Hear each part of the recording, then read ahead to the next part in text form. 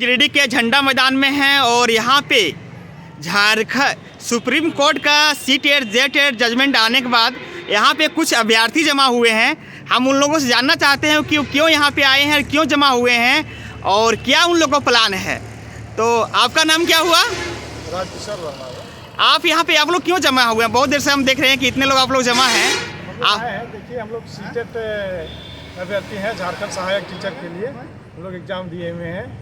तो supreme court का कुछ दिन पहले देखे होंगे कि जजमेंट आया, उसमें से CTET कैंडिडेट को बाहर कर दिया गया कि इसने बताया गया कि इसमें CTET कैंडिडेट जो है एलिजिबल नहीं है झारखंड में सहायक टीचर बनने के लिए। क्यों इनवैलिड किया? आखिर क्यों किया? कारण क्या दिया उन लोगों ने कोर्ट ने? शुरू में ही यहाँ की जो वैकेंसी आई थी सरकार का, तो उस समय बताया गया कि केवल JTET अभ्यर्थियों को ही हम शामिल करेंगे एग्जाम में। उसके बाद हम लोगों ने फिर हाईकोर्ट में केस फाइल किया। हाईकोर्ट के आदेश के अनुसार से हम लोगों को फॉर्म फिलअप करने दिया गया और एग्ज़ाम भी हम लोग दिए।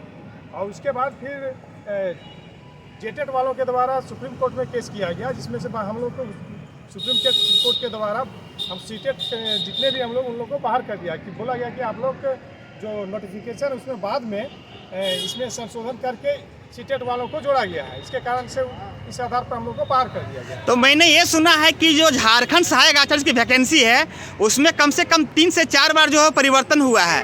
तो इसमें हम सुनने में आ रहा है कि बीच में कि JTET को एक करके बाहर किया गया है कि इसको बीच में लाया गया है, लेकिन इस वैकेंसी में 3 से 4 बार परिवर्तन हुआ है। तो फिर आप लोग का क्या प्लानिंग है? आप लोग क्या आगे कर रहे हैं? तो फिर से कोर्ट में केस फाइल करने जा रहे हैं और सुप्रीम कोर्ट में भी हम लोग रिव्यू पिटिशन डालने जा रहे हैं और हाईकोर्ट में भी हम लोग केस करेंगे कि हम लोग यदि एक संशोधन हुआ है तो केवल CTET वालों के लिए ही हुआ है क्या? आप CTET वाले ही तो बार में केवल नहीं ऐड हुए हैं।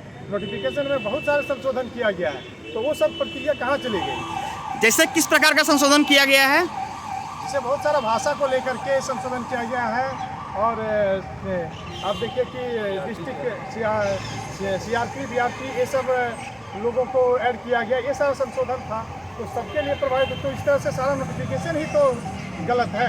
यदि इस आधार से हम संशोधन के आधार पर हम लोग बीच में आते हैं तो बीच में ही तो, और इस तरह से अदर स्टेट में भी देखा गया कि बहुत सारे जो है संशोधन करके इसको शामिल किया जाता है। तो फिर क्या हम लोग झारखंड के ही व्यक्ति इस तरह से बाहर होने लायक हैं क्या? हम लोग केस लड़ेंगे, फिर से केस फाइल करेंगे और जब तक पूरा वैकेंसी रद्द नहीं करती तब तक हम लोग केस लड़ता रहेंगे।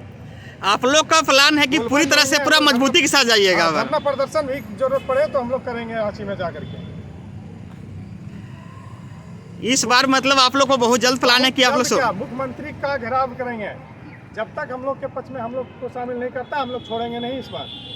आप लोग ने JTET का भी फॉर्म भरे हैं, लेकिन JTET का एग्जाम अभी तक नहीं हुआ है। तो JTET भी नहीं, तो 8-9 साल से ही केवल सरकार के द्वारा संतावन दिया जा रहा है JTET लेंगे, लेकिन केवल कागजी प्रक्रिया और राजनीतिक प्रक्रिया होते रहता है। बाकी अभ्यर्थी तो इधर उधर अभ्यर्थियों को भटकाया जाता है केवल बोल कर। इससे साफ पता चल रहा है कि JTET का सरकार का आयोजन करवाना नहीं चाह रही है।